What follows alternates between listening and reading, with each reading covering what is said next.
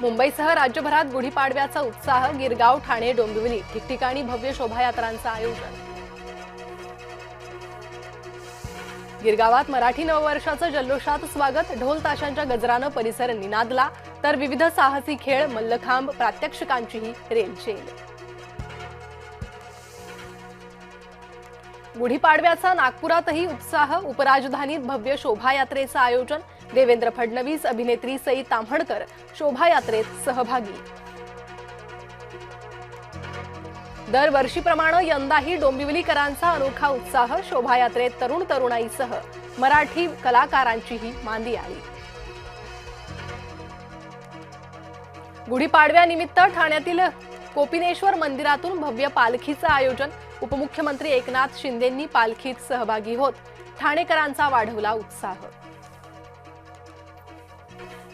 पंतप्रधान नरेंद्र मोदींकडून मराठी नववर्षाच्या शुभेच्छा, एक्स पोस्ट करत मोदींनी मराठीतून दिल्या शुभेच्छा।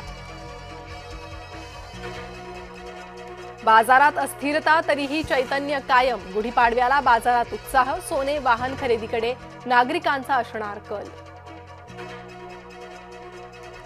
वंदे मातरम राष्ट्रीय गीताच्या शतकोत्तर सुवर्ण महोत्सवाचं निमित्त नववर्षाच्या स्वागतासाठी संस्कार भारतीच्या माध्यमातून साकारली रांगोळी। डोंबिवलीत उभारणार 150 फुटाची गुढी, नववर्षाच्या स्वागतासाठी सर्वत्र धूम। तुळजापूरच्या भवानी मातेच्या मंदिरात परंपरेनुसार गुढीपाडवा साजरा, विधिवत पूजेनंतर मंदिरावर उभारली गुढी, मंदिरातही आकर्षक फुलांची सजावट।